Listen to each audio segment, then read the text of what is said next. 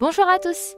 Avez-vous déjà envié un artiste car il dessinait incroyablement bien? Avez-vous toujours voulu dessiner comme eux ou aussi bien qu'eux? Eh bien, j'ai la solution, le Mars Study. Qu'est-ce que le Mars Study? C'est un événement qui durera tout le mois de mars où je vous accompagnerai pour vous améliorer en technique de dessin. Cet événement débutera le 5 mars et se terminera le 5 avril. Et il se déroulera sur mon serveur Discord.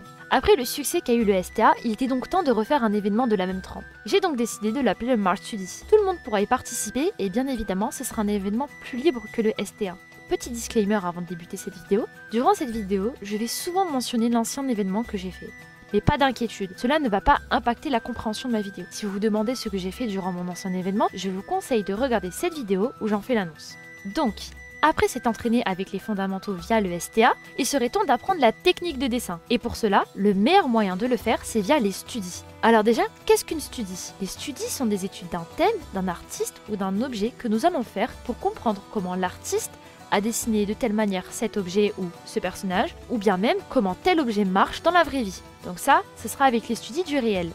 On en parlera un petit peu plus tard. Pour ceux qui regardent mes lives, les studies sont les choses que je préfère faire, car cela permet de s'améliorer sans s'en rendre compte. Petit exemple, lors de ma studie de Piassou 029, j'ai remarqué que cet artiste faisait un dégradé dans les cheveux. J'utilise donc cette technique pour mes miniatures. Le choix est minime, me direz-vous, mais je vous promets que cela fait la différence, car cela rend le dessin bien plus agréable à regarder sans même s'en rendre compte. Autre exemple que j'aime beaucoup utiliser, c'est mon illustration sur Madoka Magica. Au départ, la robe de Madoka était toute droite, sans volume ni vie. J'ai donc décidé de faire une studie de sa robe sur des cosplayeuses, donc un élément du réel. Je l'ai ensuite retranscrit plus tard en dessin, donc de façon stylisée, et ensuite, bam, la robe était bien plus vivante et convaincante. Encore une fois, un petit détail me dira-t-on, mais au final, ce sont ces petits détails qui font que le dessin est bien plus agréable à voir visuellement. Et c'est comme ça que nous allons évoluer au final. Des progressions minimes au départ, puis petit à petit, nous allons voir la grande différence entre le avant et le maintenant. Il faut savoir que pour ceux qui veulent trouver leur style en dessin, les studies sont la meilleure façon de le développer. Étudier des artistes et prendre ce qui nous plaît dans leur style nous permet de développer le nôtre, mais pour plus de détails sur ce sujet, je vous invite à regarder ma vidéo Comment trouver son style en dessin. C'est l'artiste Pluvium G qui m'a donné envie de faire ce daily study. Car on peut voir à quel point faire des studies tous les jours est vraiment la façon la plus rapide et agréable pour s'améliorer. Car l'artiste arrive à transformer quasiment toutes ses studies en fanart de Genshin Impact. Je pourrais faire sincèrement la même chose avec mes fanarts sur un certain manga. Bien sûr, les studies ne sont pas que des copies bêtes et méchantes, car copier sans réfléchir est une perte de temps. Nous, on ne veut pas perdre notre temps, on veut l'optimiser. De plus, copier juste pour copier bêtement est un manque de respect pour l'artiste. C'est pour cela que durant ce mois de mars, il y aura des règles à respecter. Mais ça, nous allons voir un petit peu plus tard.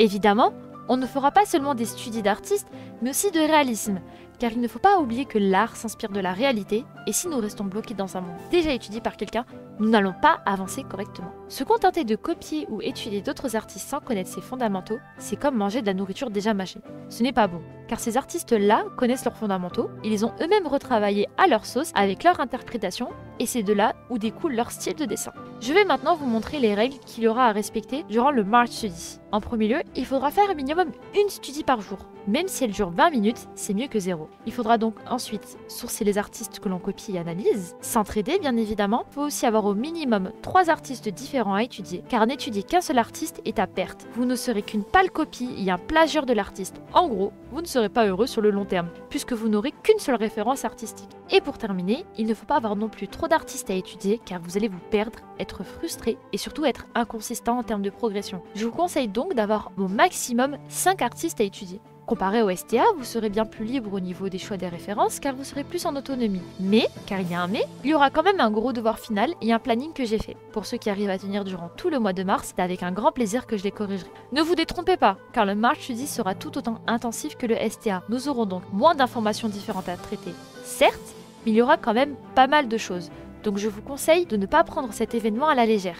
Bien évidemment, j'ai conscience que la période de mars-avril est une période où nous travaillons ou avons cours.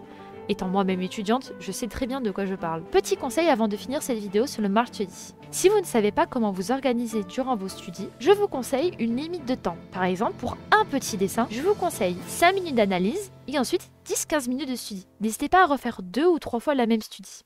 Par exemple, j'ai fait cette studie en live sur JC Leyendecker qui durait 15 minutes. Le premier essai n'était pas convaincant. J'ai donc décidé de le refaire en 20 minutes en off le lendemain. Le résultat ne me plaisait certainement pas, mais on peut quand même voir l'évolution. Et c'est ça que j'attends pour vous, comme pour moi, durant ce mois de mars. Une évolution constante de votre part. Même si ce n'est pas parfait, il ne faut pas être frustré, car le plus important, ce n'est pas que le dessin soit une copie parfaite, mais surtout une façon de comprendre comment les choses marchent et comment améliorer votre technique en dessin. Sur ce, merci d'avoir regardé cette vidéo. Je suis vraiment impatiente de voir votre progression et votre investissement durant ce mois de mars. Je vous remercie encore d'être autant sur ma chaîne malgré mon inconsistance. Je reste cependant active sur Twitch où je fais des live dessins et parfois je joue à tout type de jeux. N'hésitez pas à vous abonner, à liker ma vidéo et la partager pour qu'un maximum de personnes puissent participer durant le mois de mars. N'hésitez pas non plus à rejoindre mon Discord où vous pouvez partager vos dessins et avoir de super retours d'autres artistes très investis. Sur ce, merci beaucoup et à bientôt.